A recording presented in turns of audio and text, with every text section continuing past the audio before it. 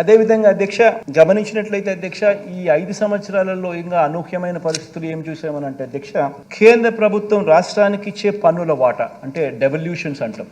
అంటే రాష్ట్రానికి హక్కుగా కేంద్రం వాళ్ళు కలెక్ట్ చేసిన ట్యాక్సుల గుండా రాష్ట్రానికి రావాల్సిన వాటా, ఈ రాష్ట్రానికి సంబంధించి ఈ కేంద్ర ప్రభుత్వం రాష్ట్రానికి ఇచ్చే ఈ పన్నుల వాటా అంటే ఈ డెవల్యూషన్స్ కూడా అధ్యక్ష మన 5 సంవత్సరాలు ఈ 5 సంవత్సరాల పీరియడ్ కనుక గమనించినట్టయితే అధ్యక్ష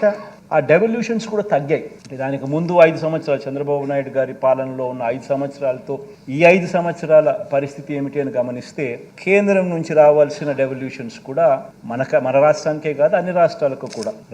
రాష్ట్రానికి వచ్చే డెవల్యూషన్స్ కూడా తగ్గిన పరిస్థితుల్లో ఈ రాష్ట్రం ప్రయాణం చేసిందని కూడా మనం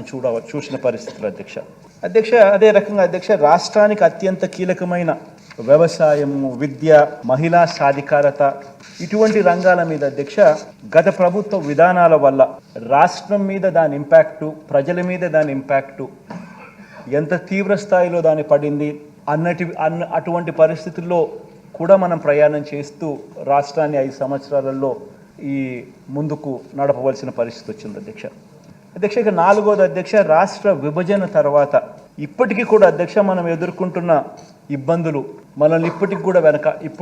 కూడా మనల్ని వెంటాడుతూ ఉన్న రెవెన్యూ లోటు, ఇవన్నీ కూడా ఈ 5 సంవత్సరాలలో అనూహ్య పరిస్థితుల మధ్య ఇటువంటి అన్ని పరిస్థితులను అధిగమించి ఈ 5 సంవత్సరాలలో ఒక గొప్ప పాలన చేయగలిగాము అని చెప్పి కూడా గర్వంగా కూడా చెప్పగలం